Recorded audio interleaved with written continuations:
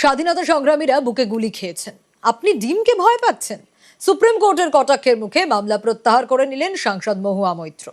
একটি বিতর্কিত social media post নিয়ে মহুয়া মৈত্রকে পুলিশ ডেকে পাঠায়। সুপ্রিম কোর্টে মহুয়া মৈত্রের আইনজীবী গোপাল শঙ্কর নারায়ণ জানান, হাজিরা দেওয়ার সময় মহুয়া মৈত্রকে অতীতেও হুমকি দেওয়া হয়েছিল, এমনকি অতীতে তাকে লক্ষ্য করে ডিমও ছোড়া হয়েছে। তাই ভার্চুয়ালি মহুয়া মৈত্রকে জিজ্ঞাসাবাদ করা হোক। মহুয়া মৈত্রের এই আবেদন খারিজ করে দিতে চায় বিচারপতি দীপঙ্কর দত্ত ও বিচারপতি শীল নাগুর বেঞ্চ।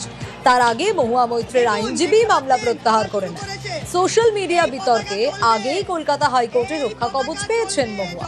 তাকে গ্রেফতার করা যাবে না বলে জানিয়েছিল উচ্চ আদালত, তবে তদন্তে সব রকম সহযোগিতা করার নির্দেশ দেওয়া হয়।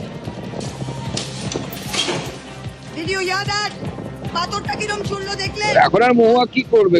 আমরা যখন খারিজ করে দিয়েছে, উনি বাড়ি এসে ডিম নিয়ে অমলেট করে খেয়ে নিন, আর তো কিছু করার নেই। মহুয়া মৈত্রর আবেদনে মহামান্য আদালত কি বলেছেন আমি বিস্তারিত জানি না, কিন্তু যেটা শুনছি সেটা যদি বলে থাকেন সেটা অত্যন্ত দুঃখজনক।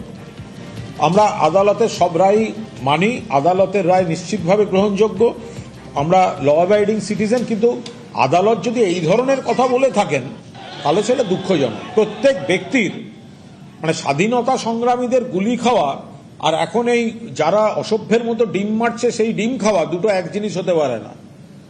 যে কোনো ব্যক্তির, মহুয়ারও অধিকার আছে তার নিজের নিরাপত্তা এবং সম্মানের বিষয়ে তার অধিকার রয়েছে সেটা রক্ষা করার।